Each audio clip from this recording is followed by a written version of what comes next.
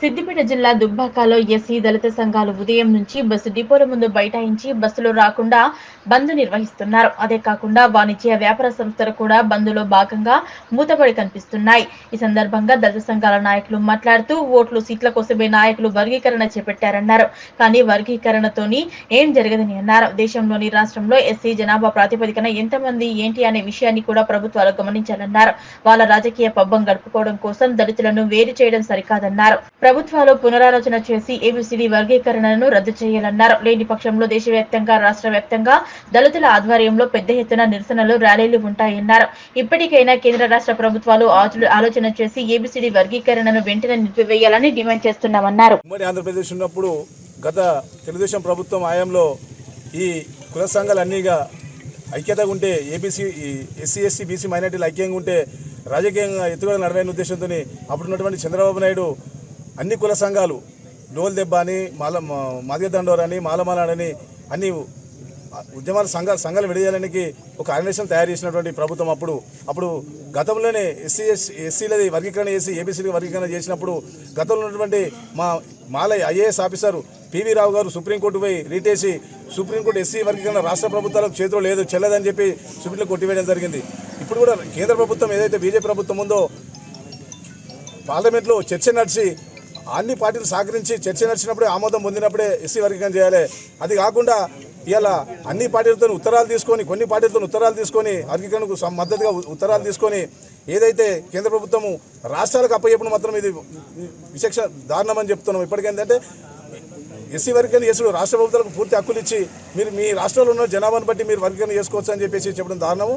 ఏదైతే న్యాయ వ్యవస్థను కావచ్చు, ఇవాళ సిబిసిఐడి కావచ్చు, ఈడీ కావచ్చు, అన్ని ప్రభుత్వ సంస్థలన్నీ ఇలా మోడీ చేతిలో పెట్టుకుని నడిపిస్తున్నటువంటి వ్యవస్థ. ఇలా న్యాయస్థానం కూడా మాలల కులగణన లేదు కూడా ఎస్సీ ఎస్సీలది మాల కులగణన లేదు కూడా వర్గీకరణ చేయడం అనేది చాలా దారుణం. ఇప్పటికైనా ఏదైతే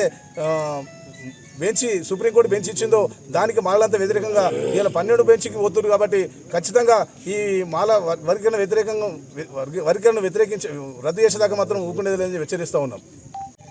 ఓట్లు సీట్ల కోసం దళితులను వేధించి వర్గీకరణ చేపట్టి వాళ్ళ అధికారం కోసం ఈరోజు ఈ కుట్ర పన్నిండ్రు. ఇప్పటికైనా కేంద్ర రాష్ట్ర ప్రభుత్వాలు ఒకసారి ఆలోచన చేయాలి.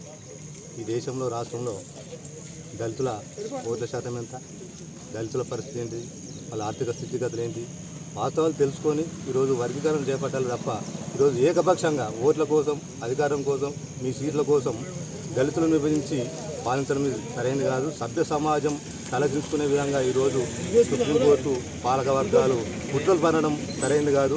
ఇప్పటికైనా దళితుల ఆత్మగౌరవాన్ని ఆలోచన చేసి వాళ్ళ ఆలోచన విధానాన్ని గుర్తించి ఏబిసిడి వర్గీకరణను వెంటనే ఉపసంహరించుకోవాలి.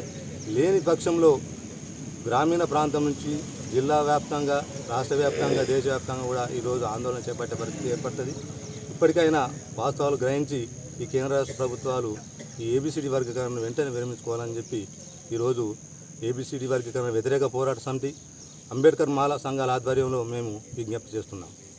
సుప్రీంకోర్టులో దళితులను విడదీయాలనే ఒక ఉద్దేశంతోనే ఈ కేంద్ర ప్రభుత్వం దళితులను విడదీసి ఈ రాజ్యాన్ని పాలించాలనే ఒక దుర్మార్గమైనటువంటి ఆలోచనతోని రాజ్యాంగాన్ని పూర్తి స్థాయిలో రద్దు చేసి దళితులపై పెత్తనం చేసి ఈ రాజ్యంలో దళితులకు మధ్యలో విభేదాలు తెచ్చి వారిని కొట్టుకొని చంపాలనే ఉద్దేశంతో ఈరోజు ఏబిసిడి వర్గీకరణ చేయడం జరిగింది. మిత్రులారా, ఒక్కటి ఆలోచన చేయాలి.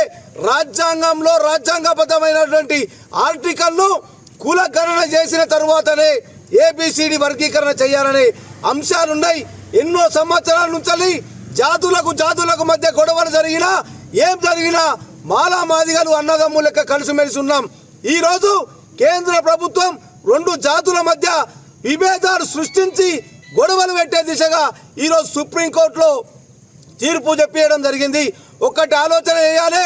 అట్టి విషయమై మా దళిత సమాజానికి చెందిన మా మాల ఐపీఎస్ అధికారి సుప్రీంకోర్టులో సవాల్ చేసి పిటిషన్ వేస్తే ఇంతవరకు కూడా ఐపీఎస్ అధికారికి పోస్టింగ్ ఇవ్వకుండా కేంద్ర ప్రభుత్వం ఆయన ఇబ్బంది పెడతా ఉన్నారు. మా వెనుక మా నాయకుని వెనుక మేము లేరనుకుంటున్నా ఏంది?